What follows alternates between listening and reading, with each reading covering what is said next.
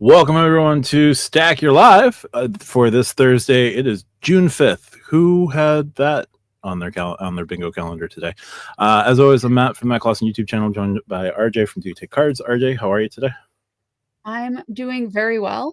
I am my AC is off, so it's a little warmer up here than it has been all day, but here we go. Absolutely. We got Kirby G joining us with hello. Hey, Kirby. So we've got one big topic, maybe some small side topics that popped up in the Stack Your Points Discord. You can find the Discord if you can find our website, which last week I mentioned the website, and then there was immediately a mention raid in the Discord. So if you can find our website, which is pretty easy to find, you can find our Discord that way. So... Okay. One moment, we've got Chad joining us as well. Hey Chad, how's it going? Mr. Potato, how's it going? And then we're replying to folks as well. So we have the big topic that we're going to talk about at some point is going to be the Capital One Venture X and the impending changes to lounge access for authorized users and guests, which is no bueno, which came out literally 8 hours after we finished recording this week. No, we were not thrilled about the timing of that. I was not happy about it. I did a video outside for it, so there was at least that. Then there's a couple side topics. There's been no real news today. We got Happy Tom joining us. How's it going, Tom? And then we have I've got a speculation video coming out tomorrow. That's going to be. We do have a couple of things. People did put a couple of questions in the Stack Your Live. I asked what people wanted us to talk about. Co-brands was something that was brought up. I'd like to have a conversation on co-brands because I think that could be a good back and forth, especially from somebody who is very partner in pro partner versus somebody who is more of a free agent and more of a portal user, especially with Rove, because you love your Rove. I'm trying to see what I can do with Rove. So I don't know about love just yet, but those points, it's a lot of points. It's so many points. It's kind of like a Hilton card. Just points on points on points. Points everywhere, basically. We got Juan Miomix joining us. How's it going, Juan? So to start, I do have a very important question from Spaithco to start. Sure. Matt, when are you going to fly the coffee plane to get JetBlue status? I have to double check the flights. I'm certain there's at least one that goes out of JFK on a Monday. So here's the silly thing. These are only Monday flights. Only Monday. Only Monday and only on the Duncan livery. This is if you fly on the Duncan livery, you'll be given 3 months of Mosaic 1 and 3 months of Duncan's credit, Duncan's advanced rewards. I don't know if that's going to help you with your Dunkin' Donuts card redemptions for the gold card, but you do get 3 months of that and 3 months of Mosaic 1, and then you have to get at least 10 tiles with JetBlue to keep Mosaic for the rest of the year. So I'd have to go on an adventure of just flying on a Monday on the Duncan livery, getting my 3 months of status, and then furiously paying for 10 tiles to make sure that I can keep the status for a little bit longer. So as somebody who does not fly JetBlue, though my local airport has JetBlue, but very limited amount of JetBlue, how does one get a tile? I'm an MQD person. So try to explain this to me in terms I'm going to understand, Matt. So your MQDs, your Delta Reserve card gives you 1 MQD for every $10 you spend, right? It does, yes. My JetBlue co-brand card will get me 1 tile for every $100 of JetBlue specific spend that I do, or every $1,000 of spend that I put on the card. That's a lot of spend for a tile. It's a lot of spend for a tile. It's a stupid amount of spend to get to Mosaic 1 if you're just going to spend your way there. Now, what JetBlue wants you to do is spend $5,000 with JetBlue to get 50 tiles because it's $100 it's $100 per tile. So $5,000, 50 tiles, right? My math isn't that terrible, but that maths. If you were to go the other route, it would be $50,000 to spend for Mosaic 1. And Mosaic 1 doesn't get you a ton, is the silly thing, right? But I do think that and JetBlue is the only one that also sells their tiles. So the points.com website that you can use to purchase Hilton points or purchase Marriott points, Hyatt, whatever, airline miles, all of that same website, JetBlue sells their tiles through. So you can just purchase tiles as you need to. Now I've got to look up buying tiles because now I'm interested. Maybe I'll just buy JetBlue status. Maybe I'll collect statuses like Thanos. Make it that you are inevitable. We did have a question from Rodrigo. I'll come back to that in a minute. Kirby says, I had something similar where Delta gave me Hilton Gold for like 3 months and I needed to stay 15 nights by June 4th to keep it until March of 2026. He had 14 nights with a work trip. Hopefully you got that last night in before yesterday. We got John R. joining us. Everyone should Hilton Gold is a great status, by the way. Just for anybody out there that does not have Hilton and is curious, it's a great status. Yeah, you can get it for the low price of $150. Mm-hmm. Non R joining us. Good evening, and folks, if you're not subscribed to John's channel, check out John's channel. He's pushing his way to 1,000. Would love to see him get there relatively soonish. Yeah. We got Kirby decided against spending $150 for a one nighter nearby to get it. Oh well, but again, Hilton Gold you can buy for $150. It's just called getting the Hilton Surpass card, and the Hilton Surpass card is a really, really good card. Yeah, the Surpass is a great card. For $150 for one night, I would have done it, but I understand why you didn't. But one night, $150, get it till 26. I would have a hard time turning that down. Yeah. Keith mentions, well, I get sent to the corner if I express disdain for Dunkin's coffee. I feel the same way about Starbucks. Keith, you're just on another level with coffee.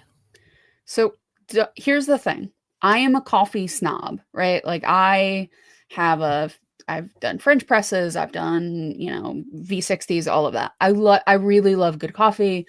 I temperature do it, all of that, right?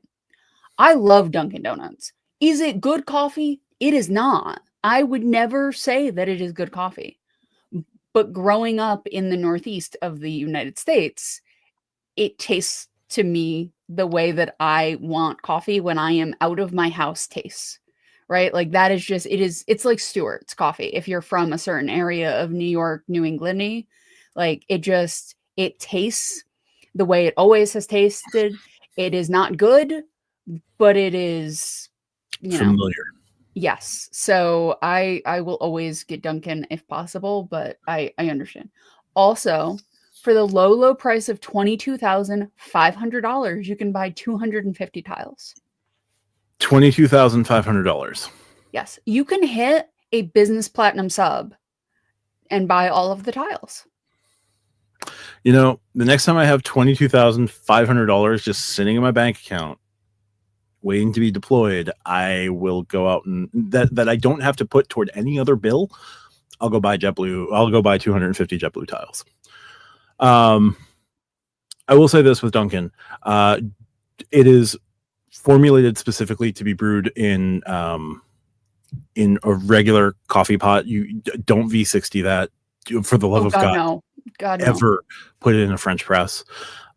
I've learned the hard way. Hi, Lonnie. That said, I enjoy Dunkin'. I enjoy Stewart's coffee. I enjoy 7-Eleven coffee. 7-Eleven coffee is also just like a comfort, no matter where you are. John, we have compass. I had enough tiles to refloor the bathroom. No, you can't, because these tiles are mythical, and those tiles are very, very much needed. But same concept. We got Vincent Pascal joining us. Kirby, just no Hilton plans for the rest of the year. All my travel will be caught up in being the best man at a wedding requiring flying home 3 separate times in Airbnbs. All right. Okay. Airbnbs, man. I know you're young, your joints still work, but that just I never feel older than when I talk about Airbnbs and hostels. Yeah. Vincent Pascal mentioning that Chase could add a Tim Hortons credit to accompany the Air Canada lounge benefit, make travelers to Canada feel more comfortable. I would rather a poutine credit. Yeah, the one benefit of living in the upper part of New York is we have access to very good poutine up here, and we have like real cheese curd too. It's so good. Yes. John mentioning Dunkin' is passable when there's nothing else around. It's okay. John also mentioned he was a coffee snob. So yeah, again, it is not going to be brewed in a V60. You're not going to see anyone like do anything super crazy with their Dunkin' coffee. Their Dunkin' coffee is just going to be in their typical drip coffee brewer, flat bottom, just roll with it, and that's going to be that. Alani says that Dunkin' tea is gross, just his 2 cents. As someone who used to work at Starbucks,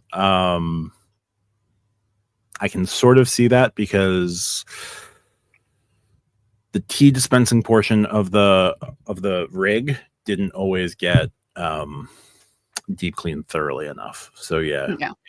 It can get gross. Also, Lonnie says, "Do me a favor, hit the like button." Yes, please, Lonnie. Yes, please, folks.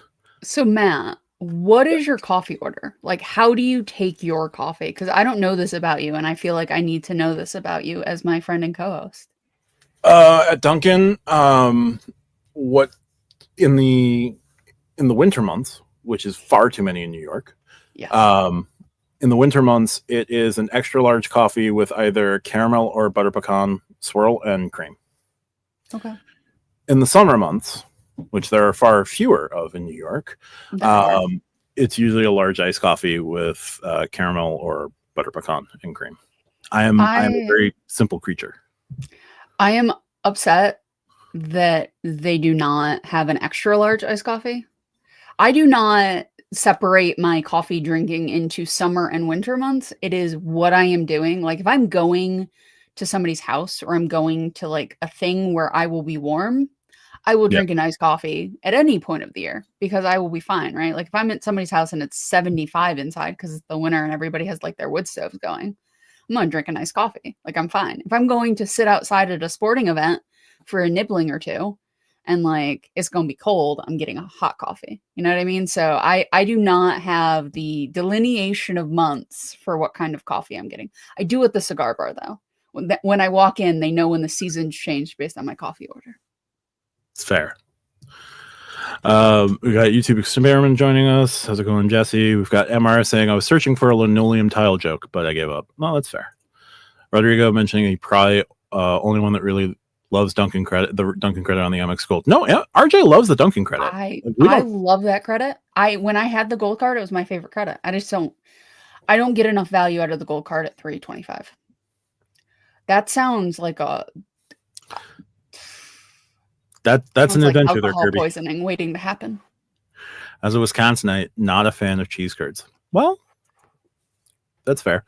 I work for a Pacific Northwest roaster, and I'm loving this live. There we go. Thanks. I need to buy some whole bean coffee. Speaking of roasters in the area of which I normally look for my roasting options. And Shatton mentions they definitely agrees that 7-Eleven is a solid outside coffee option. Yep. If I was in like Wawa Sheets area, I could also deal with Wawa or Sheets. Again, I am just a drip coffee person with like some sort of creamer and a little extra sugar, not a ton. YouTube Experiment mentions I prefer Starbucks blonde roast, extra caffeine and sweeter than Pike. Yes, that is because lighter roasts will have higher caffeine contents. I love the people that talk about like I need dark coffee for extra caffeine, and I'm like, friend, no. You're just drinking more coffee. Yeah. JP Grace asks also how many coffees.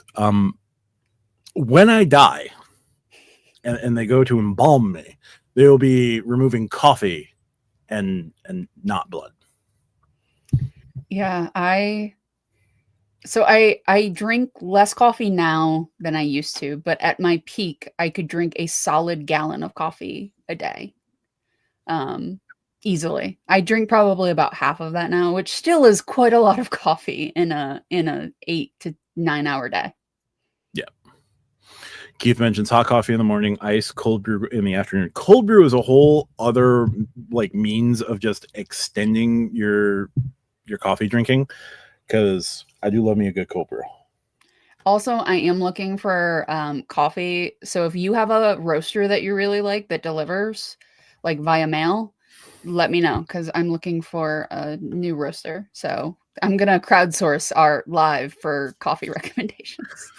Also, shameful plug. Please, all of you, get like more of your friends to listen to this podcast so that we could eventually get sponsored by Trade Coffee. Because I would love to be sponsored. I would love to be sponsored by Trade. And I hope to send me a toaster. I know it's a different sponsor, but I'd love to see what Trade could come up with as a gimmick. I've seen horror movies start that way. M2K mentions gold card didn't work for me. Can't use it at Costco, Winco. Okay, that happens. Amazing roasters in the Seattle area. Found a couple boutique roasters they loves ordering bags from. Excellent. JC been using a Belletti mocha pot. Okay, along with Nespresso. Just bought a Fin. Oh, a Japanese coffee filter. I would love to start brewing in a Fin. That's going to be some thick coffee, but I do love Vietnamese coffee. Yeah, my problem is like I do still drink a lot of coffee. Like even the 5 to 7 minutes it takes to do like a pour over stuff. It's like sometimes I just like I need it just injected into my neck. Like I want good coffee. I don't always have time to make good coffee. See, that's the thing. Like I will try to find the time to appreciate good. Like I appreciate good coffee. I will, if I can take the time to make a filter through a Fin, or do a proper pour over, or pull a proper shot, great, because there's really nothing better than like those heights. I'm very jealous of Morgan Eckroth and James Hoffman's channels, because like I'll just watch James Hoffman is great, guys. If you like coffee, just go watch it. Like the nerdiest of nerdy coffee things, but somebody who is very like knowledgeable, but does not actually take themselves as serious as you think they probably would if you watch just one of the normal videos. Like he will go off into the woods and like brew with a handheld espresso maker. Like it's very funny. Great stuff though. Roman Echo, good evening. Thanks for joining us. Kirby G, my mom drinks something called Coffee Brand coffee. She says she saw it on Amazon and bought it once as a joke for my sister, and they both love it. Interesting. All right, so Coffee Brand coffee. Ritual Coffee Roasters is my favorite. I buy 5-pound bags. They deliver. Nice. Around me, Bear Mountain Roasters is a good one that I will buy from time to time. Sometimes. Also, there used to be a coffee roaster like in my town, but I don't think they're operating anymore. AP joins us, says hit the like button, folks. Yep, definitely. M2K, my Breville is my lifeline every morning. Double shot Americano is my go-to. Americanos are also really good. Yes. Underrated. Very underrated. If you are not in the mood for like a high octane espresso, an Americano is perfect. And yes, I know that they laugh at us when you order an Americano in Italy, but I don't care. I'm an American. I'm going to order an Americano. Also not in Italy.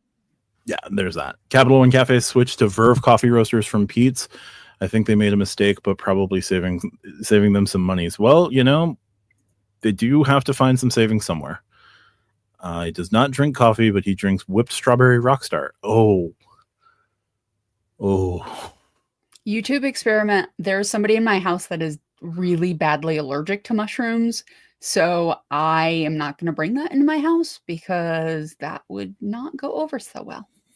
Yeah, that's fair. I'm looking at Rise. I'm looking at Everyday Doze, but yeah.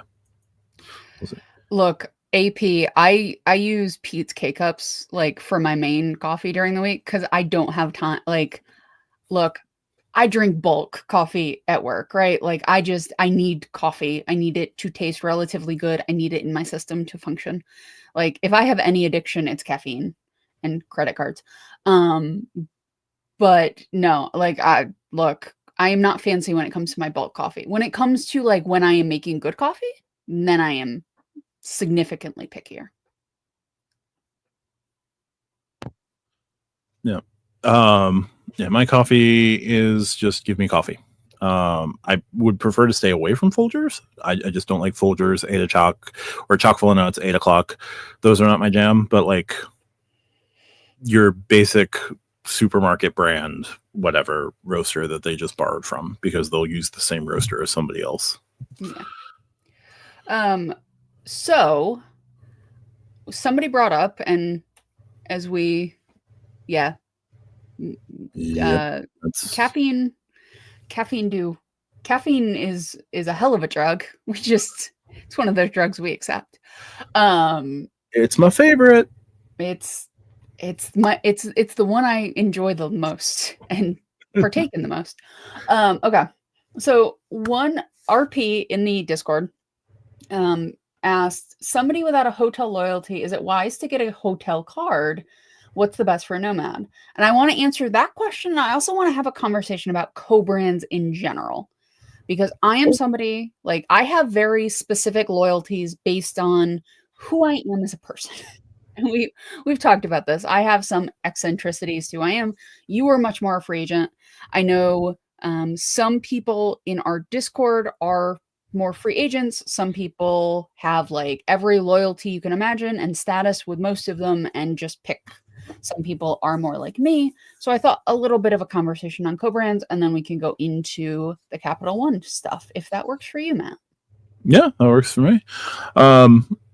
So somebody without a hotel loyalty, is it wise to get a hotel card? So I'm going to answer this in a roundabout way. I would say if you're not into a specific program, like if you haven't picked a program, like it would stand to reason, oh, don't get a card. But I'm gonna not quite say that, because there are chains that have no annual fee options, and it wouldn't hurt for a no annual fee card to get a card. You're going to get very basic status with the no annual fee cards. Like the Hilton Honors card gives you Hilton Silver. Like you're not getting the daily food and beverage credit. You're not getting, the semi-guaranteed upgrade that Hilton Gold will give you. I'm just going to say semi-guaranteed because I don't know like what their limits are with that. You can look at the Marriott Bonvoy Bold. Currently has a 60,000 point welcome offer with a free night certificate attached to it. You just have to spend $2,000 in 3 months. That gives you automatic silver status with Marriott. Marriott silver status, worse than Marriott gold status, but you at least experience like some of you get a taste, an amuse-bouche, if you will, of what that chain can give you while you're booking at that chain. IHG has their traveler card, and those are the only ones that I know of that are definitely no annual fee. There's currently no Sonesta card publicly available.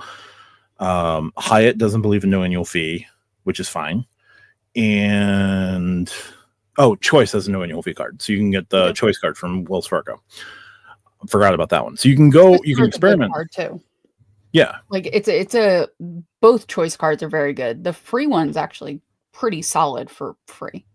For no annual fee, it's really good. The Hilton Honors is probably the best no annual fee hotel card, but you're not going to go wrong with the IHG Traveler. You're not going to go wrong with the Choice card.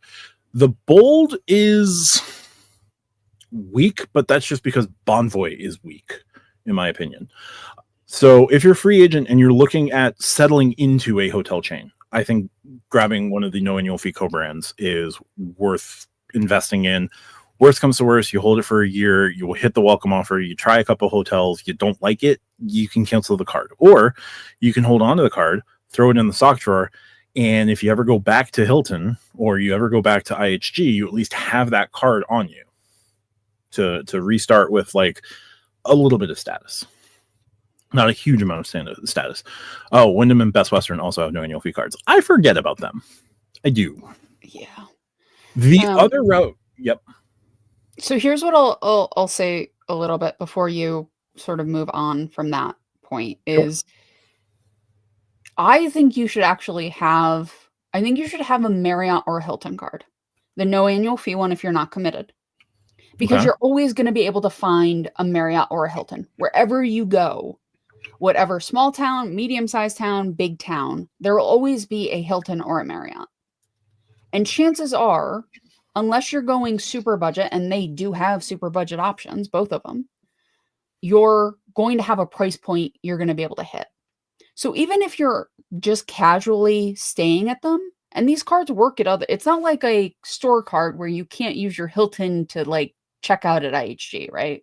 Like they might look at you funny, but you can still do it. You can accrue points. If you're doing it in Marriott or Hilton, I think Hilton is better for this than Marriott, but I'm going to throw them in there anyway. If you say rack up 100,000 points over a couple of years of free agency in hotels, right? You can do a weekend at a pretty nice hotel. Like it's a standard room, but you can still do it, right? Like there is some benefit to just, unless you have a specific reason you want points to go somewhere else, you can sort of do it as I'm just going to stick some points here. If I need a night and I have no money, I'm doing a road trip across country. I think I can do it on one night. It actually takes two.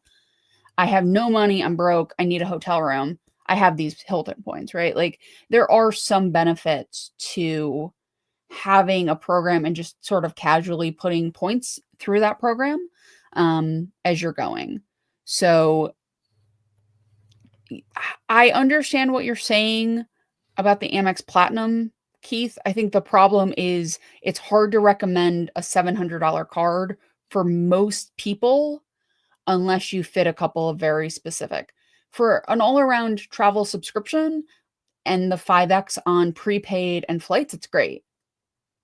I have this card. I love this card because it works for me, but it's a hard card to recommend. But yeah, I think that just like it's also if they're free to hold, it'll help you broaden your credit profile, especially if you're sock drawing them and not canceling them after a year. So I think they're good options and a choice or a Best Western or wherever. They're everywhere too. Yep. Rodrigo mentioning a lot of us are about to jump on that Bonvoy brilliant one-year adventure for lounge access. That's an expensive way to do it. There's also I don't get I get it. Like you want lounge, but there's like you can just get United or a Delta card. Like there are so many cards that will give you lounge access that you don't have to do the secret hack that is probably going to close soon.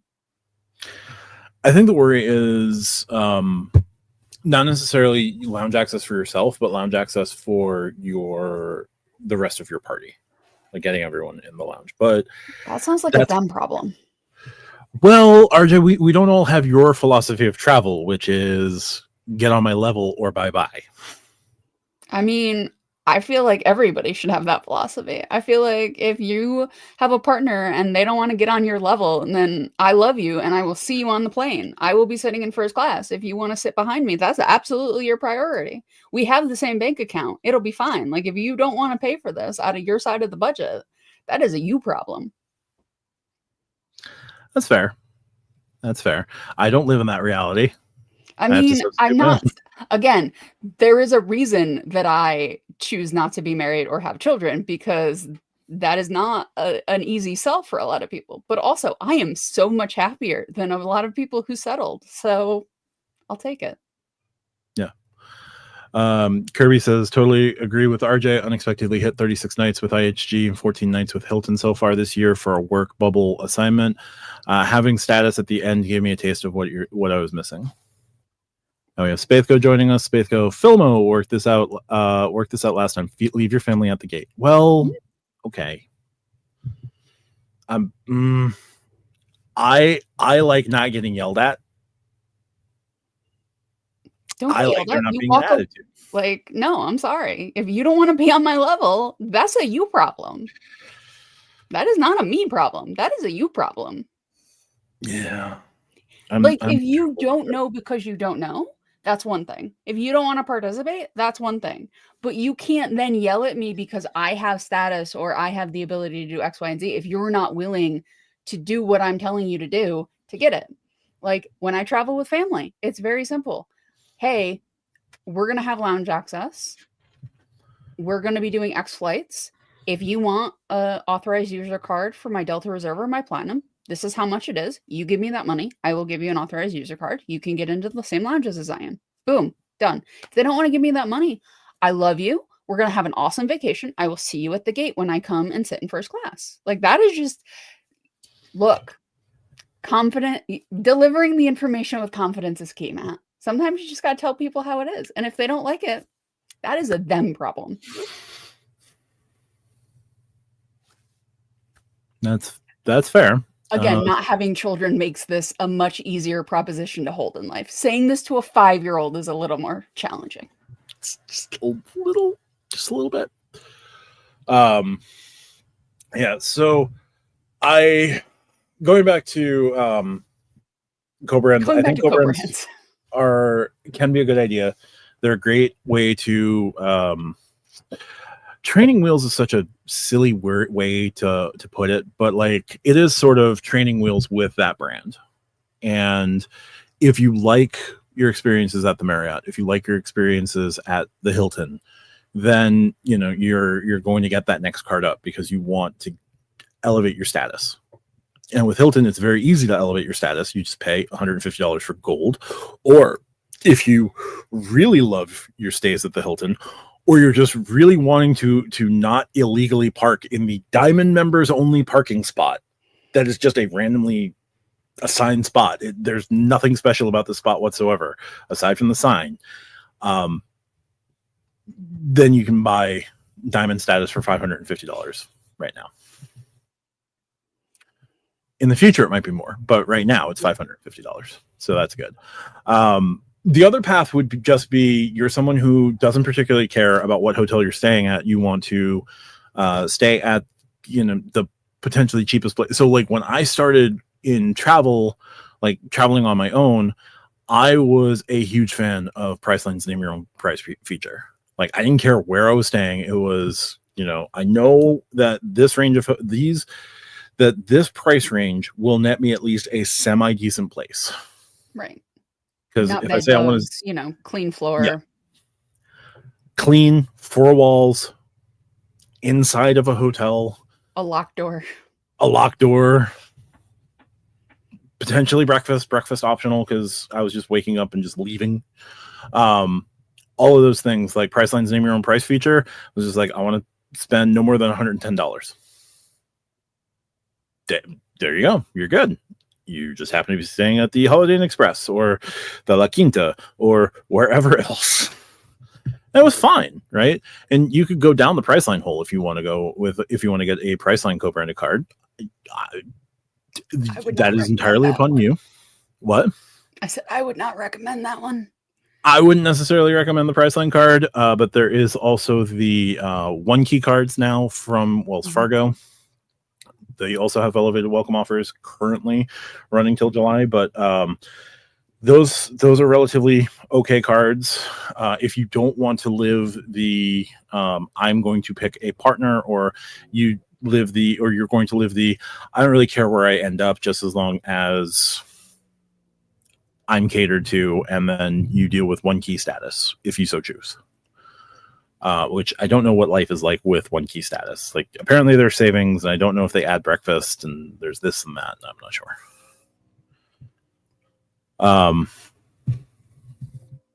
M2K says the amount of spend annual for lounges make them not worth it. The money's better spent on nicer hotels. Certainly fair. As somebody with a bunch of cards that give me lounge access, like I don't have the Platinum, I don't have either Delta Reserve for lounge access. Like that is a side benefit, right? Like that is something I get because I hold those cards. The Delta cards I have for the companion pass. Like the day the companion pass is no longer domestic first class is the day I probably, or the MQDs change. It's the day those cards go bye-bye, right? Like the Platinum I have for other reasons. and that also gives me lounge access. So like, do I think you should get a car if you're kid and are in a lounge 3,000 days a year? Yeah, having lounge access is going to necessitate your life being a lot easier. For most people, if you can make like a Delta Reserve work because you can use that companion pass and get at least $700, $600 of value out of it, then you get lounge access, quote, for free, right? Like that is pure value at that point. It's not having to make up anything. So I agree, M2K, that it can, but also like women's bathrooms in airports are disgusting, and the lounge bathrooms I've been in are always infinitely better. And most of the time the door closes all the way, and that is what I personally care about in lounges, near the top of the list. So for me, lounges are definitely worth it. I cannot speak to the men's rooms. There we go. Keith said we should assume that everyone needs AU cards. The banks are going to make this a reality. The banks and the lounges probably will be. For right now, I'm bracing for Chase eventually taking away guest access to the Sapphire lounges, and on the priority pass side of things as well. Because right now I can get in with two. I can bring in 2 guests, which is perfect for my situation. Now, does the Amex priority pass do guests? I don't remember. I don't think so anymore. You'll see how often I use priority pass, guys. Yeah. So they're going to start charging, and depending on what they charge, like it may eventually become worthwhile to grab at least one authorized user card at 195, at the rumored 195 with the Sapphire Reserve. That's going to suck. But if it's 195 and I can still bring in a guest, that would be fine. If it's 195 and no guests, then I'm screwed because I don't want to open a second card. But that's the case with Amex currently with the Centurion Lounge. Like it's $50 a pop or an authorized user card. And that's going to be the case with Capital One. Pay for authorized user access, or 25 if they're under 17, if they're under 18, and 35 a pop going forward, and like 45 at the Capital One landings, if I remember correctly. It was a weird price structure. Real-time follow-up. 1 guest on Amex for priority pass. 1 guest, okay. So my way around that, should I ever get the platinum card, my way around that right now is I get the platinum, I make my partner an authorized user, and then I can bring my little in as a guest. Yeah. Okay, but I'm spending an extra $195 minimum. Let me rephrase. If I am traveling enough to justify the $195, if I'm making 1 or 2 trips a year, it's probably just cheaper, or like I'm not coming out differently if I just pay for it. Yeah. Yeah. So that's the other thing you'll have to take into account with the lounge changes. Like, is it cheaper for me to do the one? If you're a Capital One Venture X holder, like, is it going to be cheaper for me to pay the $125 if I'm in lounges enough? Or is it going to be cheaper for me I don't fly frequently enough to warrant the $125, so it makes more sense for me to pay whatever I have to pay for guests because I only fly 2 or 3 times a year. It also is going to partly depend on how it happens, right? Like the reason that I made a couple of people AUs is because sometimes they fly without me. And if I'm not there, they can't get in. Can't get in. Yep. So that also matters. Like if you're a couple and you usually fly together, but occasionally the person flies themselves, you want to make sure that they can get in. Well, here's how you make sure of that, right? An AU card, which doesn't change anything currently, but it is something to know. So keep in mind, like it's going to matter, right? Like if you're, concerned about that, AU cards are something I think we can probably do a topic on at some point on the podcast, because I think all 3 to 5 of us are going to have varying opinions on AU cards. Yeah. I haven't opened any yet. I know that they're going to have to be a plan at some point. Well, no, I've opened some, but I haven't opened any on my travel cards. I haven't had to open any that I've had to pay for yet. Sidem mentions Since the Switch 2 dropped today, nice way to meet minimum spend on cards. Find a hot ticket item. I had a few friends that wanted the new Switch, so I secured a few, and they paid me back. There you go. I want it. Do I need it? No. Do I want it? We'll see what happens when the IHG card gets here. That's how I feel about the frameworks. AP asks if anyone's disappointed that Aaron Rodgers is not headed to the Vikings. I don't care. You know, I look at Mike Tomlin, and I see a man who has dealt with some crazy over the years. He has not dealt with this level of crazy. We will see if his streak of not having a losing season continues. Because if Aaron Rodgers is the man to break Mike Tomlin's not having a losing record streak, I will kind of laugh. I am so glad he is not. I am glad that Jordan Love is a boring nerd who just plays quarterback pretty good and like seems like a good guy. Like that is the joy of my life. It's after the rookie contract. It's after this contract. That's when the crazy starts to happen. No. He's not going to be crazy. He's just going to be a nerd and like dress up with his girlfriend for Halloween. And that's it. That is all I need of this man, and just throw football real good to people who will please don't get hurt this year. Well, it's going to be really interesting to see which wins, the drugs or whatever magic Mike Tomlin does to always end up 10-7. Maybe putting French fries on a sandwich will be so good that Aaron Rodgers will not need the magic whatever he takes. Damn it, no, on Permanente Pros. They're so good. They are very good. For an untoasted bread, it's a really, really good sandwich. It's a very good sandwich. Also, I love when you get past a certain point in Pennsylvania and points further west, like when you order a beer, and I miss ordering beer. When you ordered a beer, they ask you what size beer it is that you wanted. Did you want 16, 22, or 32? What? You guys can do that? The first time I went to a place where I had an alcoholic beverage and they said, "Do you want a to-go cup?" That was a moment that just like, okay, sure. I don't know how to answer this question. We don't do that where I'm from. Yes. Spathco, who was called out by AP about the Vikings question, he says, nope, happy to keep some of the crazy out of the state. Yup. There we go. Keep it simple. Hey, guys, hope everyone's having a great evening. Spathco also mentioned, nope, he just doubled it up. Points with Philip is here. Hey, folks, how's it going? Hey, Philip, how's it going? Check out Philip's channel check out Philip's channel as well. Puts out some interesting videos. Kirby G mentions, don't forget about the craziness of Antonio Brown. Yup. AP reminds us that it's the CTE guys. Yup. It probably is, yeah. And Spirit with Philip. So, Matt, what co-brands do you have? Because I know some of them. I don't know if I know all of them off the top of my head for you. I have the Hilton Honors. I have the JetBlue business card. And that's it. The Hilton Honors might be the best free credit card that's a co-brand. Like, that is a really good little card. Because Hilton Silver is still, like, it's not gold, but it's not bad status. Like, it actually gives you some decent points back. Amongst the hotel cards, it beats the snot out of the Bonvoy Bold. The cap on the Bonvoy Bold, the fact that Bonvoy Bold also caps on points earning. Like, you can out earn at Hilton versus Marriott on the free cards. I don't know the IHG Traveler off the top of my head.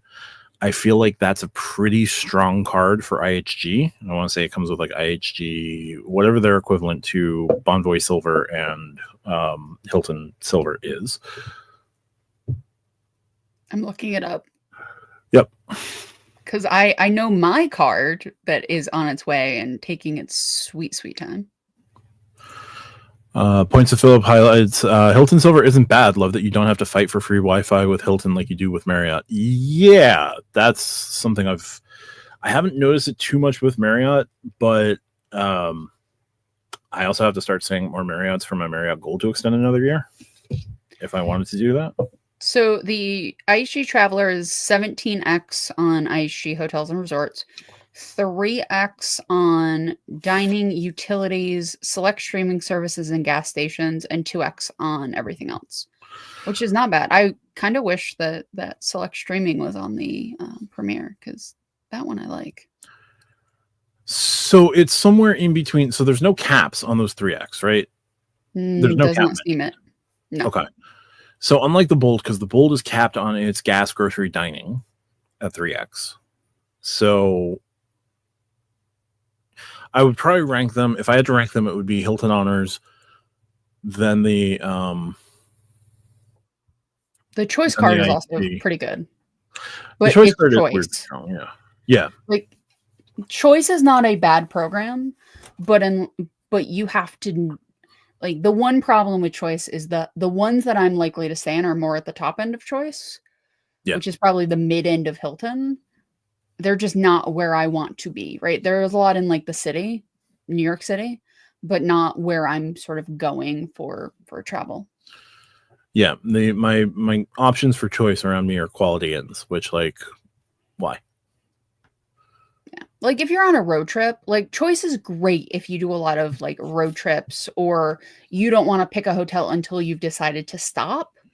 Yeah. Choice is great for that. The idea of doing a road trip and planning nothing other than we're going in that direction gives me hives. So, I love that idea. But then you have to make sure that you do have to make sure that where you're stopping, you have options, and you don't want to corner yourself into, well, it's the only Quality Inn for 50 miles and there ain't nothing else around. Yeah, though the age of cell phones has made that a lot easier than I remember as a younger woman, doing the whole, like, anybody got a map, like, in the car, and trying to, like, actually look on the map of figuring out where we're going. I am in fact that old. Yep. I learned to drive pre-GPS, guys. You had to actually know where you were going or figure out how to get there. Yep. And Phil Mo is looking at us and shaking his head. I can feel it. Oh yeah, absolutely. Spathco had mentioned that he asked why I had never talked about my Hello Kitty card. I told you that in confidence, sir. That's all I'll say. We had Josh Giebel from Josh Giebel Credit Cards and Travel joining us. Good evening. Hey Josh, hope all is well. AP MapQuest for the win. Yeah, MapQuest. I remember MapQuest. I remember. Yeah. I remember printing off MapQuest directions for the car. Yup. Okay, but Josh, which episode? This is very important. Sorry, I'm late. Caught me in the middle of a TNG episode. He was in season 5, probably. I would imagine. Probably somewhere in season 5. Season 5 is where it starts getting really good. Big shout out to Josh. There we go. Yeah, so I think we covered co-brands pretty well. I think there's options with no annual fee if you want to start exploring some of the hotels. If you want to just keep it, I don't need no hotel. You have OTA options. Have a card with a decent travel multiplier, or get a card with the OTA, a co-branded OTA. You know what I am going to be doing that I haven't decided if this is a good idea or not. So I'm going to workshop it with you, Matt. I have a Delta card that gives me MQDs for spending money. Now it's 1 MQD for every $10. So it's not like the best reward. It's better than the Platinum, which is 1 for 20. But when you stay at a hotel, it is usually a decent chunk of money, especially if you're staying for more than a couple of days. So what I'm doing for the hotel chains, I do not have a co-brand for, and I have one for Hilton, IHG, and Choice. IHG and Hilton are the two that matter the most in this scenario. But if there's a Marriott I want to stay at, or a Hyatt, I'm either using the Delta card if I'm booking directly, or trying to use the Delta portal with the Delta card to double dip into MQDs if I can. That way, I can get the MQDs from the card, MQDs from the spend. I'm usually spending probably $2 to $1,000 depending on how many nights. So that way I'm getting, over the course of a year, I'm going to get a decent chunk from that. And I actually get to use my Delta Reserve card. What a novel idea. I think that's worthwhile, depending on how you're gonna. So I would say with Delta Stays, when Delta Stays offers you extra MQDs, go through Delta Stays, obviously. Yeah. I think there's other options. There's options like Points of Phillips brought up with that you could try with Marriott's and potentially Hyatt's. I haven't noticed too many Hyatt's in Rove, but I don't think that's a bad strategy at all. I think, if you're willing to make the sacrifice of like, oh, you book through a portal, you're not going to get also Amex, the Amex portal. Delta, so Delta Stays comes and goes for MQDs. Delta's Vacation, you always get MQDs, but you have to get a rental car or a flight. Like, you can't just get the hotel. You have to get a rental car or a flight. Now, if I'm booking the flight, it's easy. But if I don't need a rental car, I'd probably go through Amex. And Amex is a little bit different with the whole thing because there's like the hotel collection and Fine Hotels and Resorts. Fine Hotels and Resorts, yeah. And the hotel collection and Fine Hotels and Resorts, you can at least use your loyalty numbers with both, and those will get reflected. So Delta Stays is built on top of that, right? Or is Delta Stays built on something else? I don't know what Delta Stays is built on. Okay. I am using it I'm going to Denver in the fall.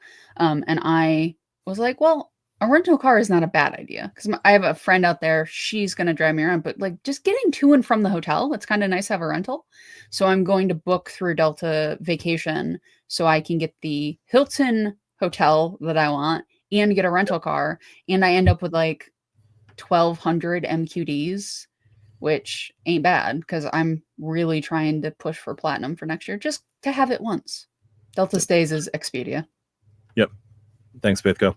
Going back to Points of Phillips' question, do you all think Rove could have a loyalty program for certain hotel partners? I'm not sure which hotel partners in particular. Right now, you can transfer your Rove points to Accor Live Limitless at 1.5 to 1. They got the same rate as Mesa and the same rate as Bilt, which is pretty interesting. I would like to see how they expand their loyalty program after the VC money runs out, because if you're offering 34x for a hotel, for 34x per dollar for hotel stays, you're just giving away points like there's no tomorrow. And they're valuing their points really high. So like there's got to be some burn there. I have no idea what it looks like. Probably not great. But could have loyalty program for certain hotel partners. So like booking with your hotel with the hotel number, I think is what you're getting at. I would like to see Rove work on that going forward. Like you're seeing, you're starting to see Chase Travel do that. You can see like classictravel.com. Shout out to Spathco for highlighting that one, because they'll book through like Hyatt Privé, they book through Impresario, through Virtuoso, through those higher level programs. So like you're getting the same sort of things as if you booked through the Visa Infinite Collection or the FHR or the Edit, right? So I would like to see Rove take that on in some form or fashion, whether that is, becoming, I think the next step for them that would make a lot of sense would be becoming like authorized to book through like Hyatt Privé, through Impresario, through Virtuoso. I think if they can get that, because they have like a lot of those high end properties already, that would make a lot of sense. And then, it's that program that can also share some of the cost for them and let some of that cost off of their, what do you call it? But I do think you could start potentially seeing loyalty programs with certain hotel partners through Rove. Who would be the first one to do it though? I feel like IHG would probably be the first one, or Omni. Yeah, I think IHG or Omni makes sense. Yeah, I wish statuses were like airline statuses are usually honored for certain things. It would be nice. I understand why it's not, especially when they're using like Expedia, but also just do it. Now with Rove specifically, because I've like become the Rove expert around here. If you go through Rove shopping, and then link over directly to Marriott or directly over to Hilton or whoever, you can get your points from Rove Shopping, which is going to be like 1.6x points per dollar, right? Your travel, your booking points with whatever card you're using, and the points at the hotel because you're booking directly with the hotel. So that is how you will use Rove to get your status earned through Rove Shopping. But a more direct way to do it would be even better, especially if they get like Impresario, Virtuoso, Hyatt Privé, whatever the IHG programs are, Spathco. I know you know them off the top of your head. But just go to classictravel.com, just do the drop down of what they have available to you. Like those plus Rove would be amazing.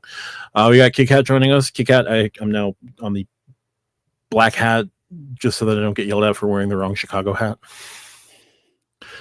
David William mentions, I'm trying to get a lot of choice points with Wells cards and City cards. Then I'll get the choice hotel card. Not a bad way to go, especially since City and Wells are both 1 to 2. And get the choice select. It's like $95 a year. That card is worth it. If you like choice, you get 30,000 choice points just for holding that card every year on your anniversary. Like it's and other stuff, you get platinum and all of that. Like it's a great card. I'm considering keeping it, even though I really don't use choice, just because it's nice to have that backup. And that's like those points alone can be worth up to $300-400 depending on like what sort of stay you book with them. Kirby G says, I have thought about doing something similar, but I will only ever get silver medallion status with my habits. Main question is, will that spend get you to that next level? Don't know offhand. And would you have gotten there anyways? So RJ, you're pushing for platinum, which is like 2 levels up from just holding 2. So I'm gonna hit gold as soon as I take a flight. Like it's pending, and it'll put me into gold, and I'll be one sizable trip or 2 smaller trips away from it. So it's one of those things where if I book through stays and they give me MQDs, I can probably hit it. If they do it a second time in this year, right? Like this is just not a good time for me to be traveling, unfortunately. But later in the year, if they do it, I'm also thinking of doing a trip around my birthday later in the year. That would include my parents. So I would book the entire trip through vacations. Through vacations, you actually tend to get more MQDs. Like you get more of the total MQDs for the trip, and your companions actually get less MQDs. Like it was, I think I quoted out the trip, it was like $4,000 for all of us. I got like 3,500 and they got 500 each, like was what was showing at the end screen when I did it, because I was seeing how many MQDs I would get. So like Delta Vacations, the person booking it will get quite a lot of the MQDs for it. So to answer your question, Kirby, will it make an overall difference in a year? I don't know. Like, I don't know how many now that I have the IHG card, I don't know how many non-Hilton or IHG cards I'll do. Or I'm sorry, how many Hilton or IHG stays I'll do outside of that. But also, like, it can't hurt, right? Like, I'm not really, quote, losing anything, especially if I don't have a card for it. Like, the only thing I'm losing is not getting 5x Hilton points on it. But also, I am getting Delta miles for it and MQDs. So it's not the worst. Like, even if it doesn't work and I only get, a couple $100 off of it, it still might as well. Like, also, Amex likes when you spend on their cards. So there's also that. Yeah, they do. Kirby mentioned they booked IHG through Gondola and he got his status honored. Yeah, Gondola, I'm still torn on Gondola. I want to explore it a little bit. What I don't want Gondola to do is have any access to my emails specifically. So like, I would like to just like hand it my loyalty numbers and just go from there. Because I don't like the idea of any company that brands itself as AI and then going through my emails. I mean, Google already does it. Google already does it, but I have such a long-standing relationship with Google Google knows everything about me at this point, so I'm not Exactly. them seeing like another ad for like a Delta card is not going to change their opinion of me at this point. Yeah. I just don't like Google is what it is. Its data protection standards are what they are. Like at least Google, I know, will take some effort to protect my stuff, right? And obviously Gondola is going to take effort to protect whatever information you're giving them. I don't trust Gondola yet. I did have some security questions when I chatted with the CEO, and obviously he made me feel good with it. Do I remember why? No, but I love playing around on the site. The site looks interesting.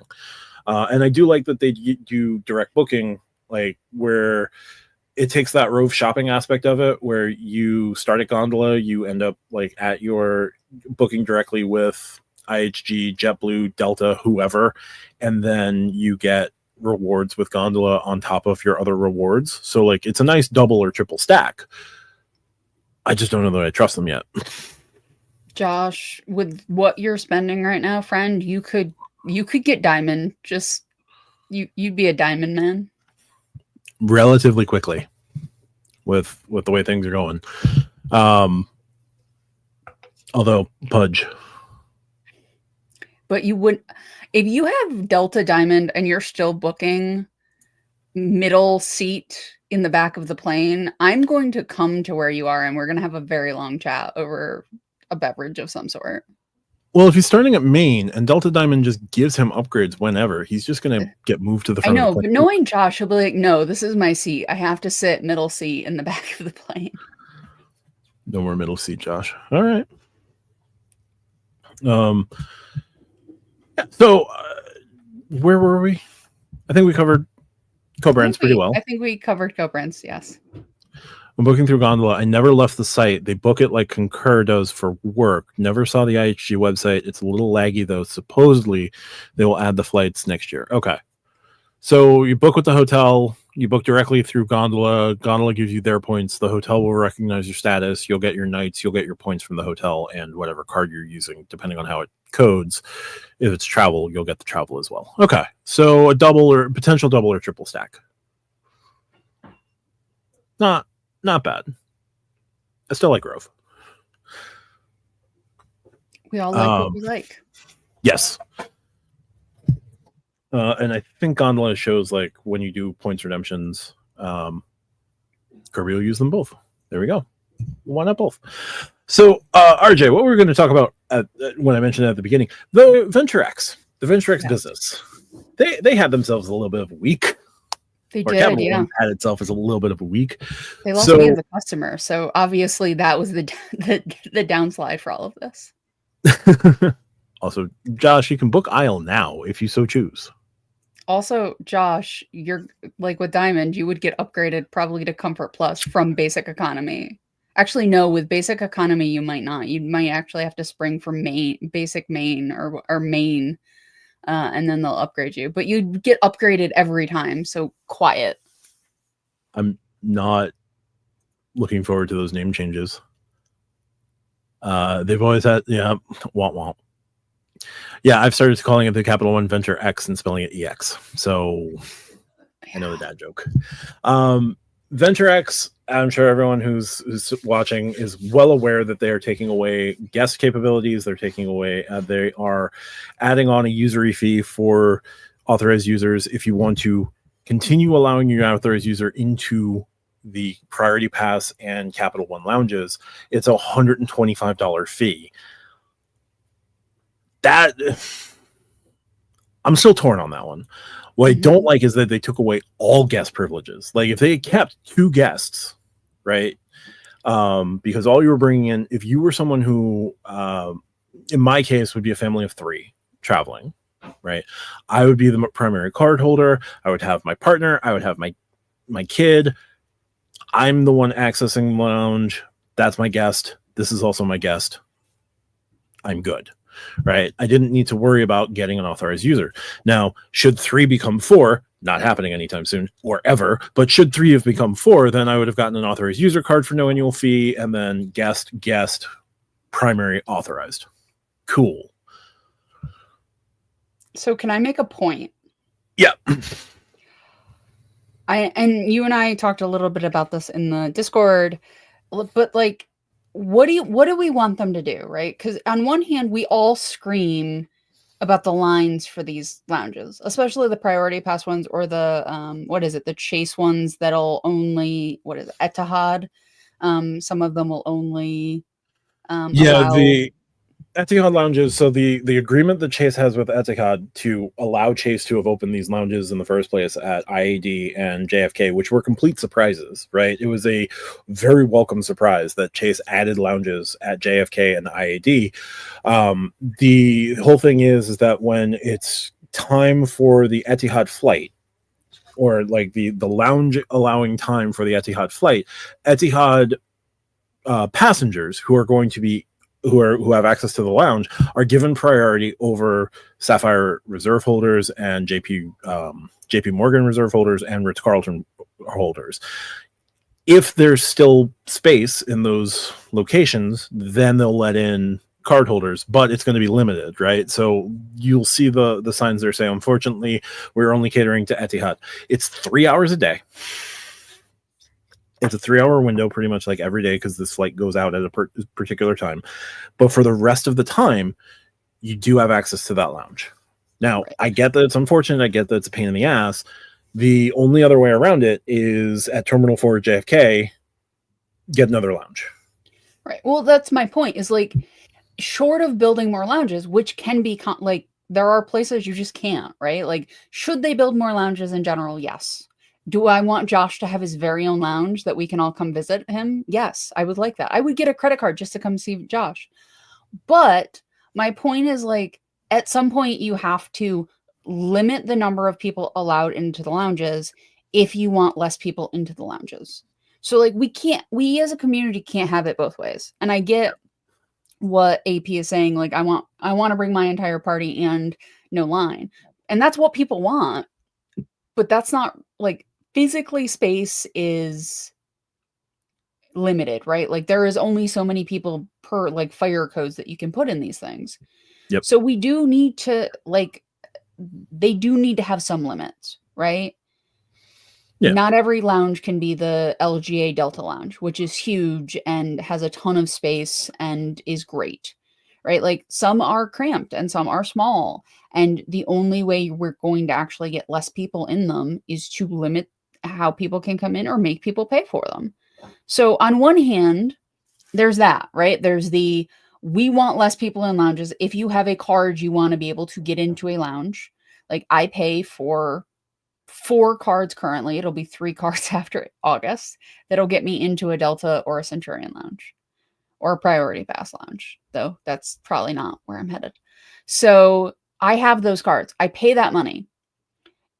Would it annoy me if somebody who's a guest of somebody who pays gets in and I can't because now they've closed the lounge? Like, yeah, would that annoy me? Yes, that would annoy me. Like, I am not too big of a person to admit that that would annoy me. Should it annoy me? I don't know. Like, we can have a philosophical debate on the value of things and whatever. Not right now. No. But they've got to do something. Making people pay for gas is a way to limit access to lounges in a way that may limit the number of people in lounges. If you still want it, you can still bring people in. Will it cost you more? Yes. But then you have to evaluate the value of the lounge access to you, right? Like, I'm on record. Like, I will pay if I'm traveling with people who do not have AU cards for me, I will pay for them to get in the lounge or use my guest passes, because I have a bunch of guest passes for my Delta cards. Mm-hmm. And they will come into the lounge with me. I have no problem doing that. Sometimes they pay me back, sometimes they don't. It depends on the relationship and the person and whatever, right? So that is what I have signed up for. If I'm traveling with somebody, they're like, oh yeah, you can be my guest to the United Lounge, and for some reason I'm flying United in this crazy scenario. Like, should I get in over, Lonnie, who has, 1K status and a United card and whatever? Like, I don't know. Like, that feels like a more of a philosophical question, right? Of like, who should be allowed into these places? Ideally, card holders should be allowed in first. Guests and AUs AU's sort of second, and then guests third, and then sort of everybody else fourth. So I don't know. I go back and forth on, am I bummed for people who now have to pay significantly more to access the lounges? I am bummed for them. Like, if you based your credit card strategy off of this not changing, one, you're in for a bad time. Two, I get why you're mad. I do get why you're mad. I do. But at a certain point, like, space is limited. And to Josh's thing, I get letting people have one guest. That does make some amount of sense. But I feel like in their view, it is, quote, cleaner just to say no guests. Yeah. And with the Capital One lounges, I can certainly understand this. The landings is a different concept, and I thought that landings wouldn't have gotten kicked the way that landings got kicked. Now, to Spathco's question here, given Amex's huge fan person culture, are you surprised they didn't wheel out the pitchforks when they dropped guest access to the same degree of the Venture X folks? I think to a certain extent, and I'm going to be speaking out of pocket here a little bit, but I think to a certain extent, Amex cardholders are just used to paying the extra fee after a certain point. It's just the cost of doing business, and Amex, was pretty when they cut guest access, like at the Centurion lounges and the and Priority Pass, you still got one guest. When they cut it at the Centurion lounges, like, it was still pretty clear, it's $50 a pop. And folks, when you sign on with Amex, you like, this is the price of doing business. Mm-hmm. Capital One doesn't have the same clientele necessarily. No. Now, they're going to have a lot of folks. There are a lot of folks who hold both the Platinum and the Venture X, and like, those folks will know this is the cost of doing business. But I think that there's another population of folks who just have the Venture X, and this is entirely different. Now, there were pitchforks. I remember distinctly there being pitchforks for Delta when Delta did its changes. And folks were saying, like, I'm never flying Delta again. I'm getting rid of the Delta cards, this, that, and the other. Like, thank you for leaving the lounge so I have more access. I appreciate you doing that. I really do. Thank you. Thank you, people. The next step for you would just be putting $75,000 through your Delta reserve so that you can get unlimited access. I mean, I'm not going to spend $75,000 through my Platinum for unlimited access, but I actually do have relatives who put that much spend through their Platinum just on airline, and good for them. I wouldn't. Here's the thing though. If I am flying with them, I would still use my own card. Like, I could not bring myself to be a guest on somebody's card if I also hold the ability to get in that lounge myself. But that's a me thing. That is a complete me thing. Yeah. I don't think it's a bad change. I do think the other thing with Amex was Amex had raised annual fees previously on the Platinum, right? Like, it's just another cost of doing business. Capital One is deathly afraid of the day they have to raise the annual fee on the Venture X, because they don't know what their customer loss is going to look like on that. Yeah. So this was the first step in, like, adding an additional charge to the Venture X, and I'm certain that they're deathly afraid that they're going to lose a certain chunk of their clientele. So that's why they made it a $0. Like, you can still have the $0 annual fee associated with your authorized user. Now it's $125 to turn on access to the lounges. I don't know if you're right there, because here's what I'll say is Capital One wants to move more upstream, like the Saver X idea, different ideas. This could be an option to get people to downgrade, to get rid of some of the less spend, like people who are very conscious of what they're spending may downgrade, may leave Capital One. If Capital One is trying to, and I think we talked about this on the podcast with the Discover purchase, like, they're trying to swim in a bigger pond. Yeah. In order for them to do that, they have to get more people like Amex's clientele than like their former clientele. So this Right. might be a way to get some people off of the books in a way that also might make them a little bit of money based on people paying for certain things, right? So I think I think this is like some Dr. Evil plot where they're like petting a cat in a basement somewhere and asking for $1 million? No. But do I think that if they lose people who were never going to actually do the things that they wanted out of those people, that they mind? I do not. Like, I think this might not be the worst thing for them long term. No, it's like their first real foray into being that big boy bank. Yeah. Like they're definitely, I think they're definitely, I'm still going to stand with, I think they're definitely afraid of the day they have to raise the annual fee. But this is a step in eventually going there. QC Man joins us. Thanks so much, QC, who says, think it's likely they'll eventually compromise on one guest per main card holder, but no guests per AU. Possibly. That wouldn't help my particular situation if I got the Venture X, but you could see that sort of compromise. And again, it took Delta about a month and a half to backtrack from what their initial like really onerous announcement was. Like they backtracked real quick when they started seeing that it was going to start affecting the bottom line. So it's still possible that Capital One could backtrack, but I don't necessarily see it right now. So here's the thing with Delta. It would be the same way with United, the same way with American. Like, there are more airport lounges. Like, there are more airline lounges than there are even Amex lounges or Capital One or Chase or whatever, right? So, like, if Delta gets hit on all of their lounges across just the US, that is a huge problem. If Capital One, just because they have a few, 3, like, it's not going to quote hurt them as much. Like, if it's a lounge issue, right? Like, and I'm just talking specifically about the lounges, like, it's less of a problem. And it's also overcrowding is more of a problem because you only have 4. So if you have that perk, when I'm going through an airport, if I have an hour and a half, right? So by the time I get off the plane, get to my next gate, maybe I've got 20 minutes before boarding, right?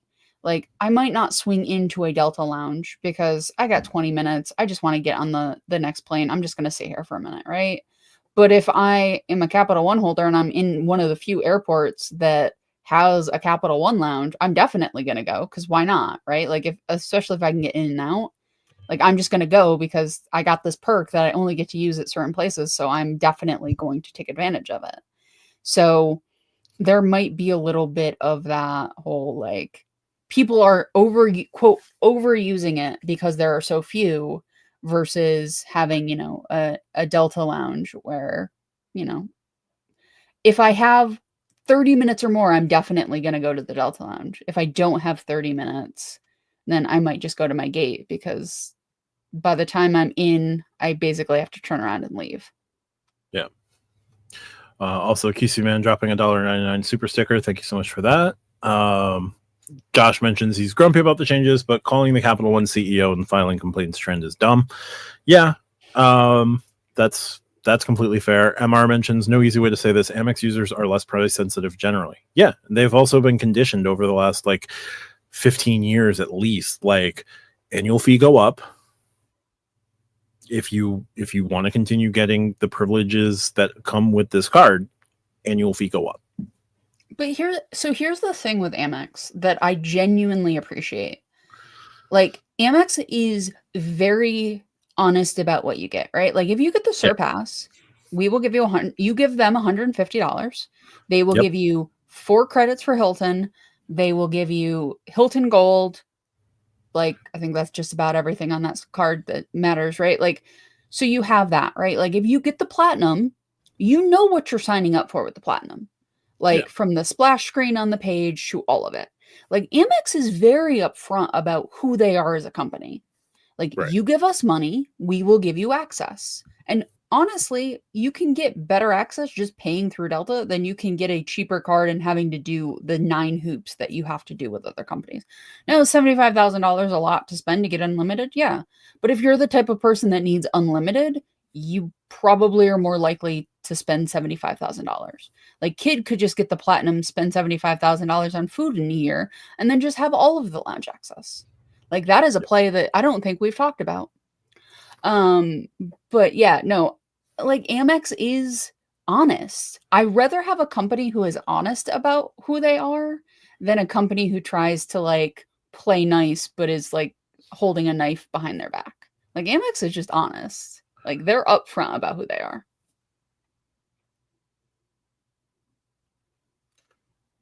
That's fair. Kevin Ewan chimes in, Capital One shot themselves in the foot. I don't necessarily think they shot themselves.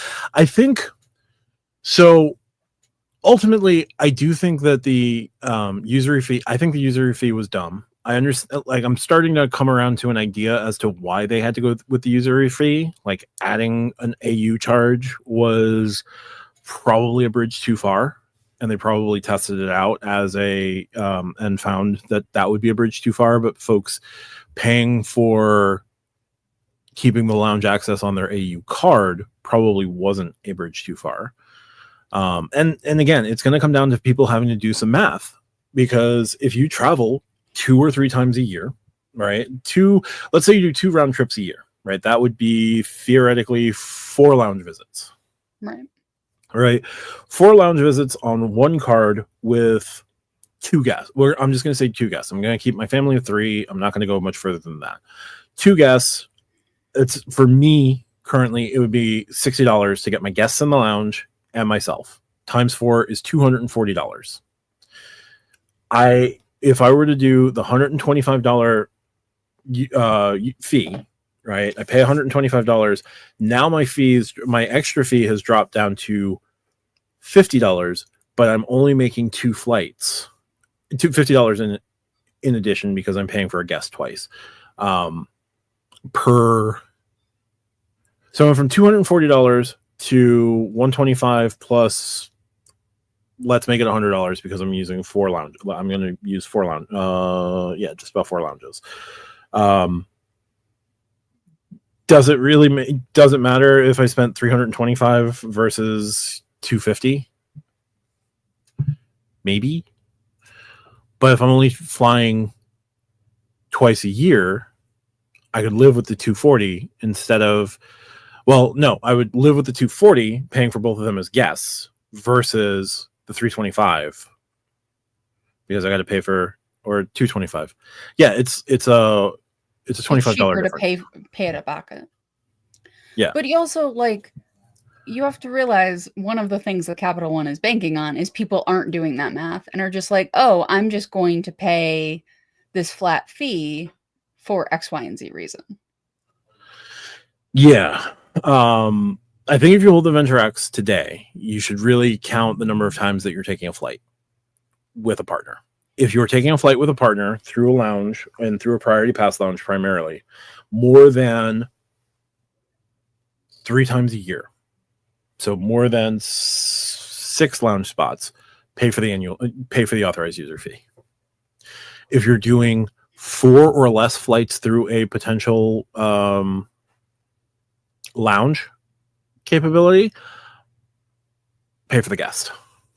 Yeah, like if you're in one of the few airports where they have a Cap One lounge, like that's your home airport, it probably is going to be worth it if you fly a fair bit. Outside of that, it's a lot more complicated. Like Josh, probably going to be worth it for you, sir. Everybody else, I don't know. Yeah. No, depending on what.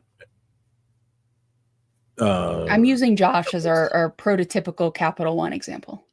That's fair. I was just thinking of however much longer that may be the case. What is the next Wells Fargo transfer partner, including not including Built Backdoor? Oh God, I would love Built Backdoor or Rove Backdoor. I think either of those would be a great addition to Wells Fargo. Wells Fargo next transfer partner. The one that makes the most sense is Aeroplan. Just get Aeroplan. call it a like. I don't think they're going to get United, or they're definitely not getting Delta. And I don't know, like, it would just be the funniest thing ever if they swooped in and grabbed American Airlines as a transfer partner. That would be very funny. That would be the amount of funny that would be. Is I don't like, especially if Kid is on that week. I don't think you would stop laughing the entire time. Oh no, I think my entire stint on the podcast would just be laughing at City's incompetence if they made that happen. Kirby G says they need Air India. Maharaja Club miles are actually super valuable for United, just because so few people know that it's a possibility. But again, you have to be living in an area where I am, near a hub, versus RJ. Although who knows, maybe Air India Maharaja miles will allow you to fly United out of Albany. I doubt it. Here's the thing. But I don't want to. I am not a hack my way through life type of person. Like, I like booking directly with Delta, using money or Delta miles, and then going. I don't want to have to book 8 ways till Sunday. I just don't. Like, that's not who I am. Hotels are a little bit different. I am more flexible with hotels. Airlines, just no. Just get me there. No. Just no. Nope. I understand it. I get it. Air India would be cool. JetBlue would be cool. Although JetBlue could legitimately be, like, especially with their partnership with United, if that goes well and United buys them, that could be a backdoor into United. Yeah. JetBlue. So here's the thing. Wells has to get the Chase and City rate for JetBlue, which is 1-to-1. If they get any other rate, they just have to walk away from the table. Now, Wells bringing in Chase's, their new head of cards and loyalty at Wells Fargo was a Chase executive. So hopefully they're able to kind of iron out a 1-to-1 with JetBlue. That would be nice, because if they agree to the same rate that Capital One got at 5-3, I'm going to have to like fly out to San Francisco and punch someone. Or you could fly a real airline now. I'll fly a real airline out to San Francisco and punch someone. Stacker Points Podcast does not condone you punching any executive at Wells Fargo for any way, shape, for any reason. But, if I have to. Almost kidding. Even with all this trimming of benefits, how long have they bought themselves from raising the annual fee soon? Will they cut stuff like cell phone protection and travel protections before they raise the annual fee? That's a dangerous game to play for Capital One. Yeah, I don't think they're going to cut cell phone protection, travel protection. I think that gets a lot of airtime for like normal people, right? Like, even if you are never going to use the cell phone or travel protection, hearing a card cut it is going to hit your like mom and grandma in a way that like they're not going to necessarily care about lounge access. Yeah, you never want to be. You cannot take away from guarantee like stated benefits without replacing them with something of equal or better value. Also, on a Visa Infinite, isn't that like part of the card? The travel protections, yes. The cell phone protection, I don't believe so, because my Sapphire Reserve does not come with cell phone protection. Right. Okay. Yeah, I know they can pick and choose, but I just meant like that is something that is offered through Visa, sort of, kind of. Yeah, I believe so. I don't know how Wells does it, because like I think like Wells has their own program where they're just like, you get cell phone protection, you get cell phone protection, you get cell phone protection, you get cell phone protection. Literally every Wells card, like the Reflect, their co-brands, Active Cash, Attune. I just get Apple Care, because that is much easier going to an Apple store, handing them my phone and getting a replacement, walking out, than dealing with anybody's cell phone protection. Yeah.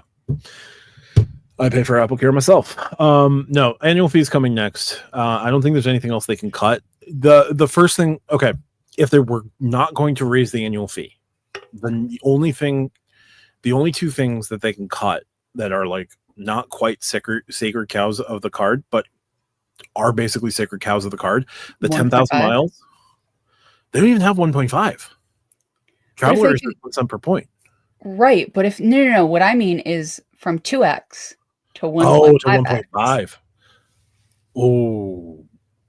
Oh, don't speak that into existence. I'm saying if they don't want to raise the annual fee, right?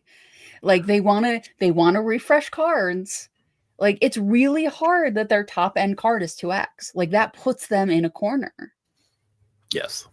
I know, Josh. I can hear you scream. I can hear you scream.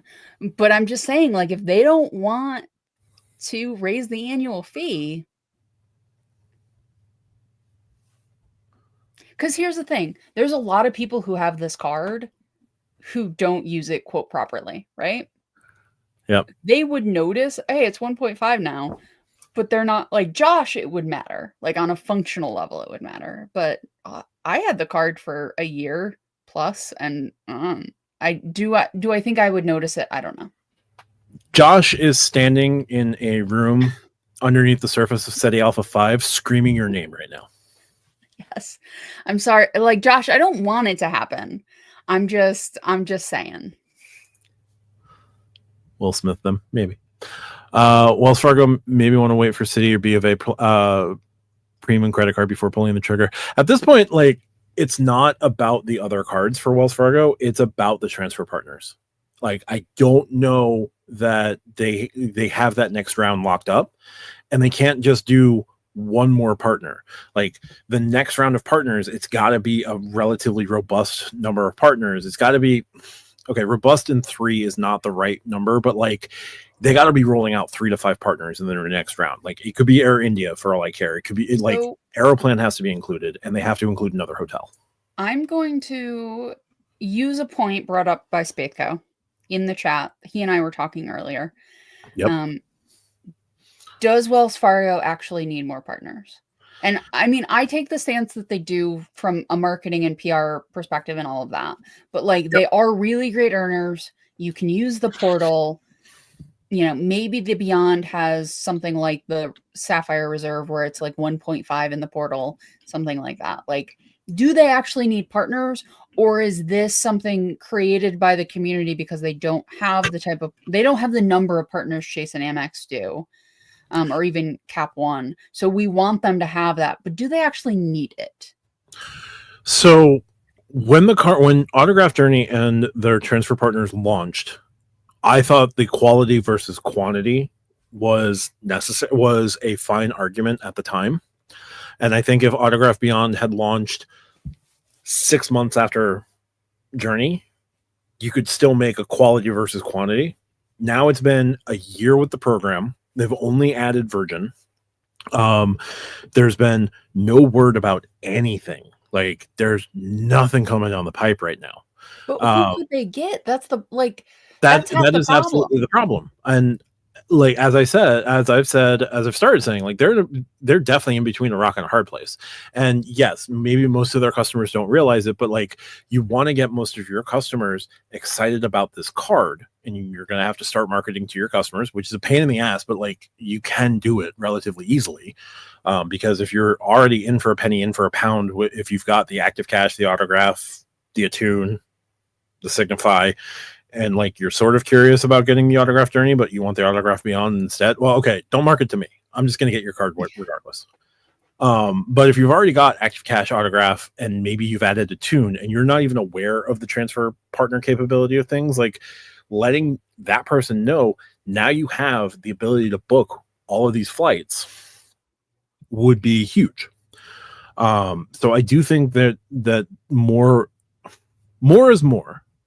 More for the sake of more is not necessarily good, but they do need to like have a good at least 1 or 2 good quality partners. But like, then the options are Air Canada, which they didn't get Air Canada. They offered you Avianca.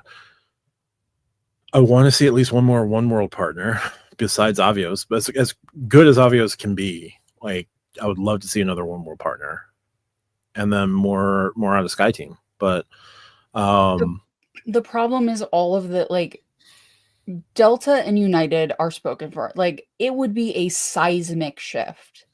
Yes. Like, United leaving Chase, I think that probably, like, this is going to be such a niche, but, like, if you're talking about, like, ranking in sports, like 1A, like, 1 is probably Delta and Amex. Like, Yes. that is the type of marriage that has survived 50 years and, like, nobody's going anywhere, right? Yeah. Chase and United, I think, is incredibly strong. I think they're 1A. But, like, those two being so locked up, like, you have American doing their thing, but they've never had the same sort of partnership in most people's memory the way that United and Delta have. And then you have, like, the JetBlues and stuff, but JetBlue's not gonna go proprietary to anybody. No, but I think adding JetBlue as a transfer partner, especially with the United stuff, would be fine because now it's a domestic airline and you're able to book your points with. I think now with Blue Sky, and once Blue Sky launches, JetBlue becomes a very valuable partner for Wells Fargo to go get. Yeah. And they should get them beforehand. As for American and City, like, they've had a relationship for 38 years. That is, like, there are words it's a that long I'm not relationship, but man, you got to put a ring on it at some point. There are terms in which I could use. Mm-hmm. I won't, but there are very much terms after 38 There's years. a chair in a hotel room that usually carries one of the words I'm thinking of. Mm-hmm. So American hasn't officially signed their deal with Citi as of yet. Is it even possible for someone like Wells to steal AA? Do you think Amex will get Alaska to replace Hawaii? So Citi and American are going exclusive on the co-branded cards. We still don't have official confirmation that they're going to be transfer partners as of yet. The expectation is, so what I think the timeline is, as we continue to go along, what I think the timeline is going to be, Citi and American signed their deal that made them exclusive for their co-branded card. 2026 is when you're going to start seeing the co-branded cards from Barclays start migrating over to Citi. They're going to have to figure out that mess of cards because you don't have things that line up nice and clean and cute like you do with United and Delta, and American is going to want to have the same sort of levels as American and Delta, where you're going to have that $5.95 card at the very top, the executive card. You've got the platinum card, their platinum card at $99, but you've also have the red aviator at $99. You've got the aviator silver, the aviator red at $99. You've got the aviator silver at $199. The aviator silver is like this really weird niche specific to AA card that I don't know that Citi would want to replicate necessarily. Maybe they do, maybe they don't, but there would be like the card that comes in and like takes the place of the Quest and the Platinum, maybe, but then you're jacking that annual fee from $200 up to $350, and you have to justify it somehow. I don't know how they're going to figure out the branding. So the MyLove card is relatively weak. The Platinum card is okay. Then there's that question of like that 350 tier, and is that going to be the Aviator Silver? Maybe. So like they're going to spend next year like refocusing the cards and product changing folks over from Barclays. I don't know what Aviator Silver folks like, and Barclays right now is genius and diabolical right now. Like they are signing up as many people as they can for the Aviator Red and offering upgrades to the Aviator Silver as quickly as possible. Like they want to get as many folks on the books to when they make the final sale. Barclays is going to make so much money from this. It's not even funny. I think we should all on the podcast sign up for the Aviator Red just to see, like, just to follow the madness. Maybe. MR, I don't even want to think about what a Quicksilver X card looks like. I'm sick to my stomach at the thought. That would nuclearize the card. Yep. Kevin asking. Yeah. Do you think Wells Fargo Premium card is going to be Visa Infinite or World Elite MasterCard? I think it'll be Visa Infinite just because the journey is Visa Signature and the autograph is Visa Signature. And I think the only MasterCards they have are MasterCards. Yeah, their co-brand cards are MasterCards, and then the Attune is a MasterCard. So like they're more Chase than they are Citi. Like their main cards are primarily Visas. So it would not surprise me that Wells Fargo would do a Visa Infinite. I feel like Visa Infinite is more, quote, prestigious for some reason for people. And I think it's Costco, and I don't know why else. Yeah. I think there's some sort of reasoning behind it, but like it's everything that it gets included with a Visa Infinite is more than what you would get with a World Elite. I'll come back to QC's question about Alaska. Rodrigo says, I haven't seen elevated offers on the Wells Fargo cards, only the choice cards, unless I missed it. So Wells Fargo, earlier this week, their asset cap, because they were capped for a number of years by federal regulators. Yep. The government capped the total number of assets that Wells Fargo could have because, well, Wells Fargo did stupid nonsense, right? That cap has been lifted. So now Wells Fargo can go out and, go blow past that asset cap, start putting money into, as Kirby mentions, their marketing budget.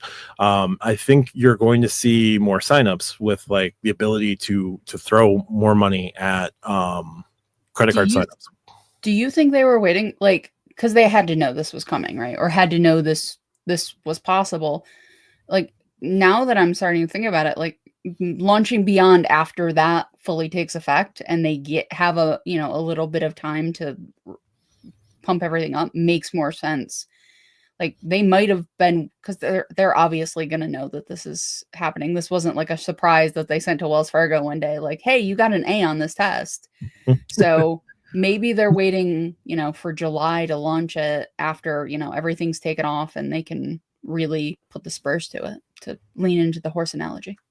It is certainly possible, because they've been slowly moving past, like, having consent decrees removed from like late 2023. So all through 2024, they were getting some of those consent decrees removed. And then it was a question of like, well, there's the asset cap. So if the asset cap has now been lifted and they like settled some other accounts for like $4.4 billion earlier this or earlier this week. So like they're making moves behind the scenes, and they might be able to start putting that into higher welcome offers for the active cash and the autograph. I think the autograph beyond, like moving the autograph beyond up to autograph journey up to like a 75K welcome offer would be huge. I think a 40K welcome offer on the autograph would be fantastic. So that would be excellent. We'll just have to see. But yeah, I don't know. QC Man, is there a world where the Bank of America Premium Rewards Elite ends up being the best value luxury card, or is the lack of transfer partners impossible to look past? I don't think the lack of transfer partners. So Bank of America doesn't play with transfer partners, obviously. Bank of America gives you heightened earning based on their stuff, and Premium Rewards Elite, I think, is a 1.5x everything else card. I don't have the website pulled up immediately, but they can be the best earning luxury card. They're never going to play in lounges, so they'll offer you priority pass with restaurants unlimited, no problem. They've got a relatively strong credit. Like, this is a card I think that exists just because Bank of America needed a card to be in the same realm as the Sapphire Reserve, but if Bank of America had their druthers, they really wouldn't care. Like, they really wouldn't bother. I think Bank of America is just playing a different game. Like, credit cards are almost like their hobby. Yeah. And it's not a hobby they're particularly passionate about. Like, yeah. They don't want to play transfer partners. They barely want you, like, they just want your money in one of their, like, investment accounts.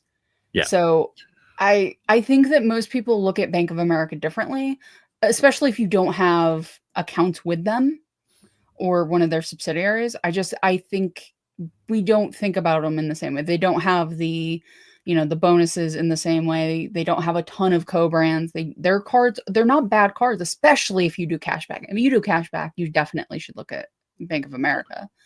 But But I think part of the problem is they're playing a different game, and they're willingly playing a different game. It's not like Capital One, who were going for the low end and now they're trying to go for the high end. Like Bank of America is high end and trying very hard to not be any of the others. Like they don't want to be Amex or Chase. They could be. They've got the money to go out and become that, but they don't want to be. Yeah. If they had wanted to play in that game, they would have started years ago. Yeah. Kevin Nguyen, other 2 business cards from Wells Fargo didn't release yet. So the Signify Essential and Signify Elite were cards that were replacements for previous Visa branded business cards. So Signify Cash was the only one that was ever going to be public facing, is what I found out. And I was bummed out myself because I thought Signify Elite would have been like an interesting card, but turns out no. So America Premium Rewards is 2x everything, by the way. Oh, so 2.2x everything. So it would be what, 3.25 with their 75? Oh, I'm sorry. It is 2x everything for travel and dining, 1.5 everything else. I apologize. I didn't see the and in that sentence. Yeah. Yeah, so then it's 2.625%. So yeah, that is what it is. An Avios is an Avios is an Avios, a wise man once said. Yes, I know. And don't get me wrong, like Avios is a strong option. I just want to see more from one, like again with Wells and adding more partners. Like they've got to get quality partners, and they do have to bulk up. I think they do have to bulk up just for PR purposes, because like when Journey launched, the videos that came out were like, this is an interesting card. It would be way better if. Yeah. You don't want your marketing to be like this giant caveat. Like if Amex launched a new card, they're not going to be like, this is a great card, but you know, Amex's partners are trash. Like there might be a couple of people trying to buzz up stuff like that, but most people are not. Where with Wells, it's the low hanging fruit. Yeah. Kirby G, one purchase for 60k points. So tempting. Yeah, when it goes back up to 60k points, it dropped down to 50, but yes. Especially when it's 70k for one purchase and pay the annual fee. That's always that is one. The American Airlines Red Aviator for people who are not aware. Yeah. QC Man, think Alaska is going to Amex. Yeah, I skipped over this before. I apologize for that. No. I don't think they are in any way, shape, or form. Like, I think Alaska has seen what the floodgates were with this backdoor trickery that has happened. And it's not really a backdoor; it's a blatantly open door through Alaska, through Hawaiian, and then moving your points from Hawaiian to Alaska.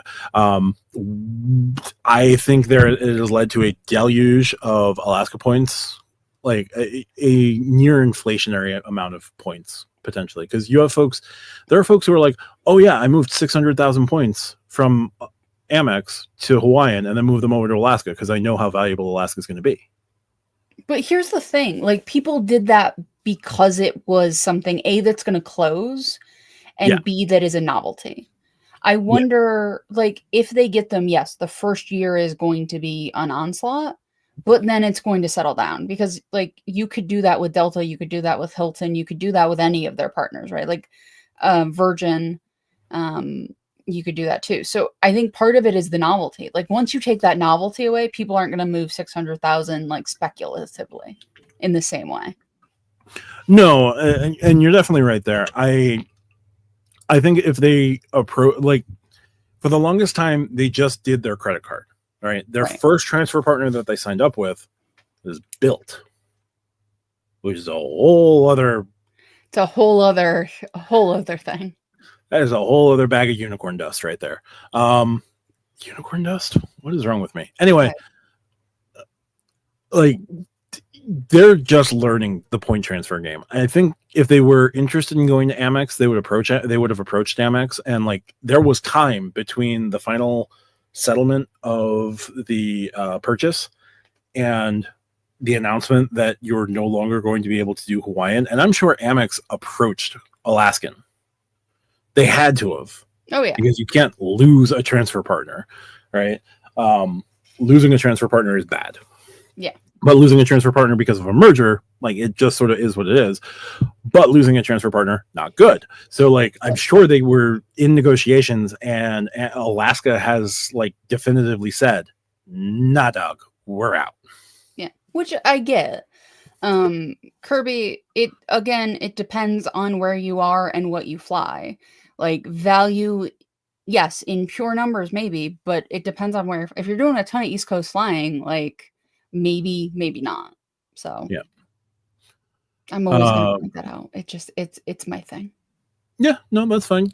Kevin, Flying Blue, Avios, Alaska and Hawaiian, and United and JetBlue programs all share more than one airline. United is not going to after their contract with Bill. There is no way they're re-upping that. I would be very fascinated to see where the majority of Bilt points get moved. I have my assumption, but I'm very curious amongst the airline partners where those get moved on non-transfer bonus situations. I'm sure Wells Fargo has learned their lesson. They definitely won't do bad stuff again. Again, every bank does terrible things. Every single bank. The existence of banks. The existence of bankers. I mean, Chase has been involved with how many bad things? Deutsche Bank has been involved with how many bad things? Credit Suisse was involved in so many crimes that Credit Suisse had to get bought up at like a favorable rate by UBS for UBS to like subsume them and make the problems go away. Hey, don't knock the Martha Stewart frying pan. They can be really nice. Citi still owns some significant portion of Haiti. Like, banks do bad things. Yeah, Spaithco is definitely right. The negative backlash against Wells was because people were expecting A and Hyatt, and then it was not going to happen. Yeah, it would be like if, you're expecting a steak and potatoes and somebody gives you a hot dog and some french fries. Like, it's not necessarily like hot dogs and french fries can be very good, but if you're expecting a steak and like mashed potatoes, it's not the same thing. Yeah.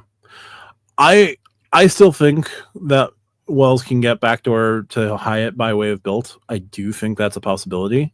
I just don't think that that's going to be happening anytime soon. I don't think there's any way that Bilt is able to backdoor with Wells the way that you want them to. I cannot see the contracts being allowed to do that. If there's anyone who can finagle it, no. I mean, would it be great? Would I like to be proven wrong in this case? Yes, because I think it would solve every single Wells problem. Yes. But okay, so here's my question. If it is not 1-to-1, how low do you think it can go and it still work? It can't go 0.5-to-1. But can it go 0.8-to-1?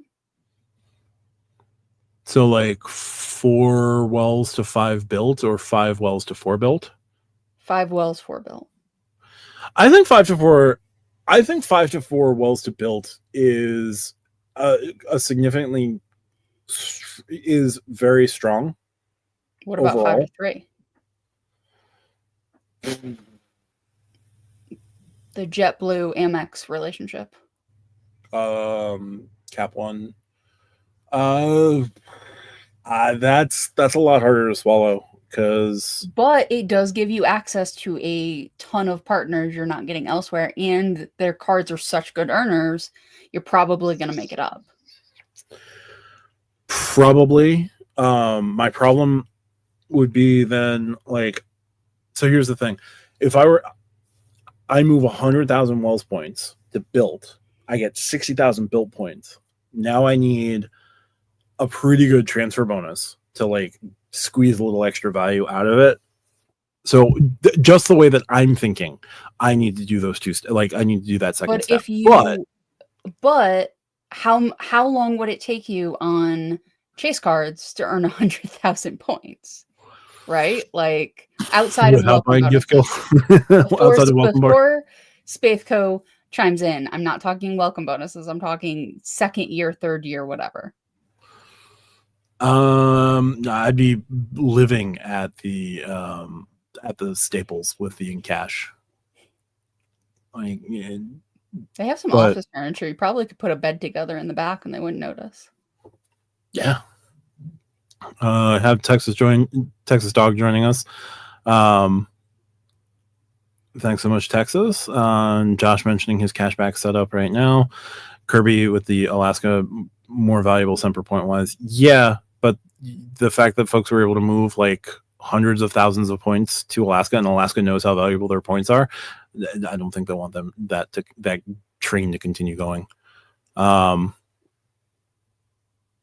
So a very interesting study of web reservations on Dugras. Yeah, Dugras was doing a members only research live about like Expedia and like hotel loyalty and stuff like that, and Expedia loyalty.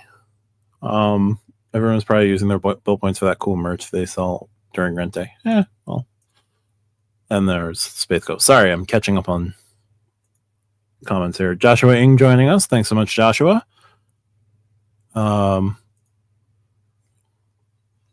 Josh, geez, I forgot City and their horrific work in Haiti. Had to look it up again. Yeah, it's not good. YouTube is starting to crack down on ad blockers again. Yeah. YouTube Premium is the best money I spend on a subscription all year. If it counts, if it codes as bills and utilities, I will throw it on in cash. Dude, I'm gonna play Treat. I buy it through Mileage Plus X. I buy like Google Play gift cards. Just throw it on there. You can use Google Play to pay for your thing. Get a nice little stack. That's fair. Does Citi and Chase have 1-to-1 with JetBlue? Oh, hold on. Does Citi and Chase have 1-to-1 with JetBlue? Yes. And not C1 and Amex plus that stupid excise tax on top of that. Are Citi and Chase paying JetBlue more? Probably. They're paying enough to secure a 1-to-1 as opposed to a 5-to-3, 1-to-0.6. And again, like the other thing with Wells is Wells does 1 point to 1 point, literally 1 point. That might have to change. That's probably going to have to change if they want to get some other partners. That could be the holdup to some of these negotiations. I love this one. I love their 1 point to 1 point. Kevin asking, do you think the Alaska Premium card is going to be Visa Infinite or World Elite MasterCard? It is going to be Visa Infinite for sure. Why do I say this? Visa was born out of Bank of America. I can't name too many Bank of America branded MasterCards after the KLM card. I think the Free Spirit card is MasterCard as well. But I think those are the only two. Every other Bank of America card is a Visa. Visa was born out of Bank of America card. And MasterCard was born out of MasterCharge from Citi. So like most Citi cards being MasterCards makes a lot of sense. Most Bank of America cards being Visa. It's the same game. Josh, somewhere out there, Tariq is smiling. Yes. Yes, he is. I like Mileage Plus X for gift cards because I feel less weird about doing gift cards if I use Mileage Plus X to do it. That's fair. It also gives you the code right away. There's no emailing the code. It's just right there. Ooh. Nicholas Elia says, seems like Capital One is downgrading all their cards. First, the Venture rewards, no lounge access. Now the Venture X being nerfed. I guess they love the Venture X. Let us know the rest there, Nicholas. Again, I don't think it's necessarily a nerfing. I think Capital One has to address the lounge issue for their cards.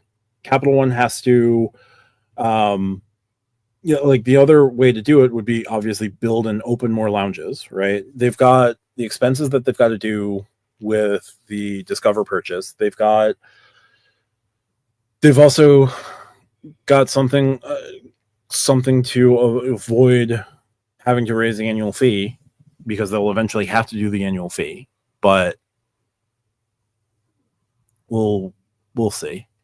They could be just cutting out things that they can to get everything onto a playing field to then, quote, relaunch things, especially with Discover. Relaunch things. And they have, I don't know how many have survived, like being put in timeout, but they still had like a number of trademarks for potential new cards as well. So like they've got some stuff going on in the background.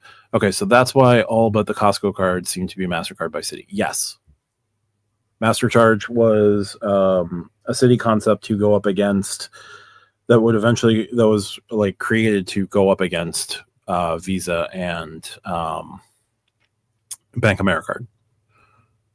So then Spaithco, Citi went all MasterCard because they went into a fight with Visa over putting the logo on the front of the card. Oh yeah, there's that too. If you look at the history of the Prestige card, you can kind of walk through the saga. Okay. Oh yeah, they've issued Visa cards. I'm just talking about like the founding of MasterCard and the founding of Visa were based out of Citi for MasterCard and Bank of America for Visa. So we're hitting on the 2-hour mark. What else do you want to talk about tonight, Matt? Let's see. Did we ever find out what episode Josh was watching? What episode was interrupted Josh from? It was 4:15, I think. Oh, okay. I don't remember that off the top of my head.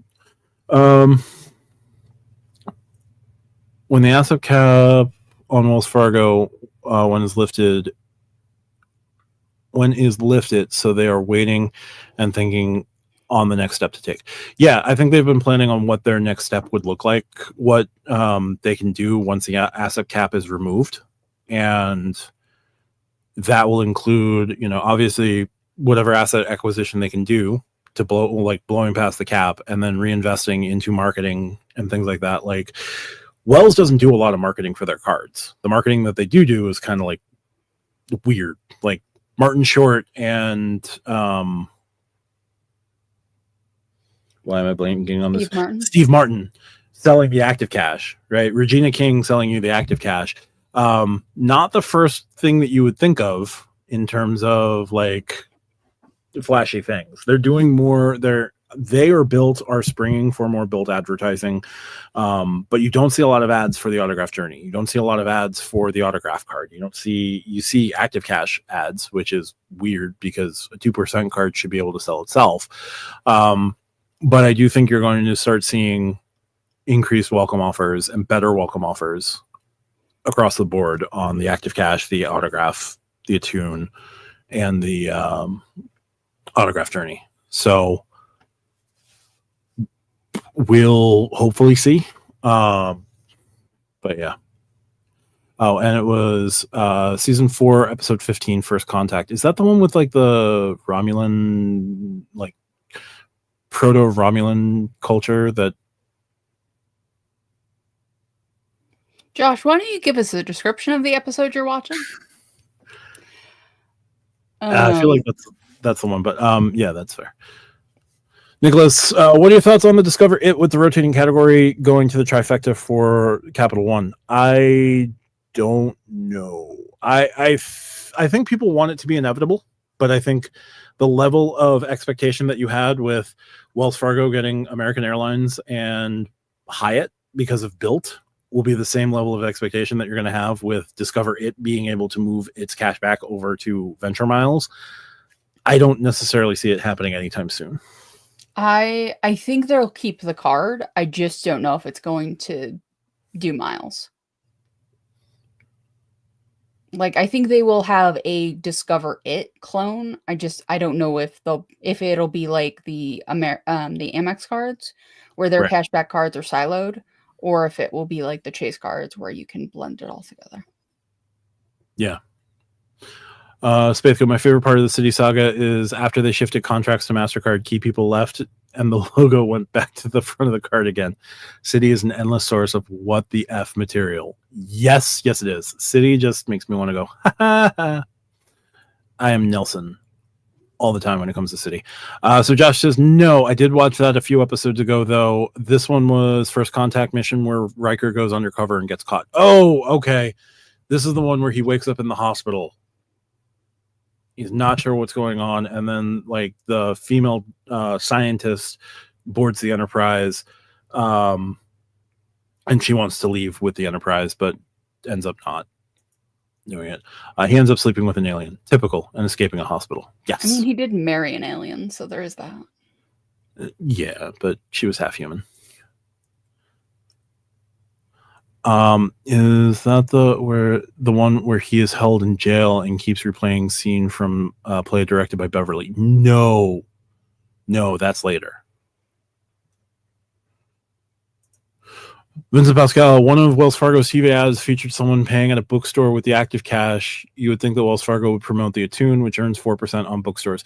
I'm 90% certain that ad was cut before the Attune became a card. And if they recut it now, they would use the Attune. Really what they should do now, like when they start doing, if they start doing new ads, they should be able to like do an ad where you go through your everyday life and use the right card at the right location. In a digital wallet, because that's a flex on Citi. Ideally in a digital wallet, because it won't trigger immediate fraud. Galaxy's Child, aka Make LaForge as yeah. I'm blanking on her name, but this is the one where he creates the hologram of the woman who designed the warp core of the Enterprise. And like he has a really good relationship with the hologram, and then he meets her for the first time, and she's yelling at him for all of the nonsense that he does to the ship to make it run, and he thinks that she's going to be like the hologram. Yeah, Leia Brahms. Yeah. This is one of those episodes where you just go, "Oh, Geordi. Oh no." His ship museum in Picard was pretty great, though. I'm sure he designed it with Leia Brahms because they eventually have like a better relationship, but like it starts off cringe. Yeah. Do you think it's going to get easier to get the autograph journey and the Attune card? Hopefully. I haven't had issues, but I am the outlier. Like everyone thinks that I'm Fargo man. Everyone thinks I'm on Wells Fargo's payroll. I am not. But I have had a long and pre-established relationship with Wells Fargo. They have been my bank since Wachovia. And like I rolled into Wells Fargo that way. I have just stuck with Wells Fargo. My first credit card was with Wells Fargo. My third credit card was with Wells Fargo. Those have been open for more than a decade. So when I asked for the Signify Cash, they had no problem giving it to me. When I asked for the Attune card, they had no problem giving it to me. And they just increased my Attune credit limit. So Wells treats me nice. I can't speak for everyone else. I would like to go back to 18-year-old RJ and give some credit card advice because I didn't know what I was doing back in the day. I mean, I don't always know what I'm doing now, but like I really didn't know what I was doing for a while. I have credit one on my report because this was like before the internet was super prevalent, so like you didn't necessarily like have places to go to find out which credit cards were terrible. Mm-hmm. This was, of course, a long time ago. It's almost off. We're getting there, guys. Rodrigo Mendez, I know the Futurama version of Star Trek better than I know the real Star Trek. Well, come and join the lore. It'll be fine. It's good. We're all nerds here. Yeah. QC Man, kind of like Chase has been my bank since Washington Mutual. Yes. The financial meltdown just created more consolidation of banks, and banks are evil. That's healthy for the economy. Yeah. Like when JetBlue is bought, it's going to be like, well, consolidation, guys. It's yay. Not looking forward to that day. Not because I wouldn't like just potentially going to Team United. It's just more the competition is good, and we find ways to destroy competition every turn. It's annoying.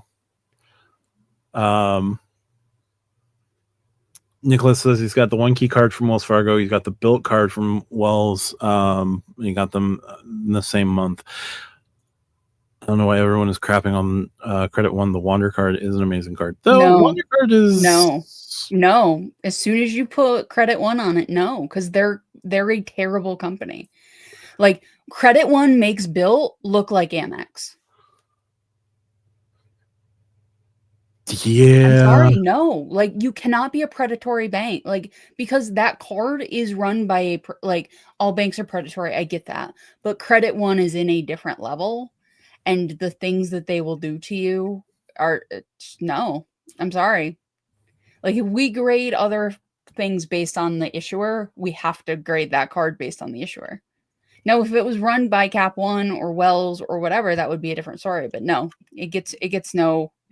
I give it nothing. The Wander is their card to save face.